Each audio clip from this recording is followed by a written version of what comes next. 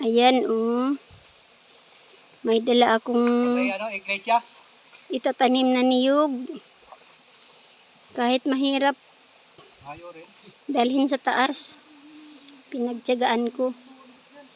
Para pagdating ng araw, pag akyat ko ulit, mauhaw ako. May bunga na siya. Yan. Nagpapausok na muna sila.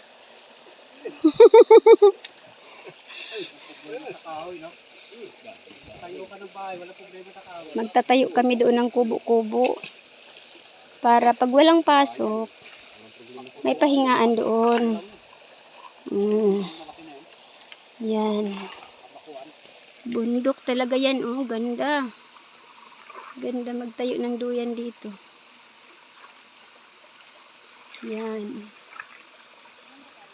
Susunod, kung gusto niyo makapasyal dito, sa kubo-kubo, sabihin niyo lang sa akin. Yan, ilog. Yan, yung kuya ko. Sa sobrang pagod. Nagtampisaw na sa ilog. Okay, maya ulit.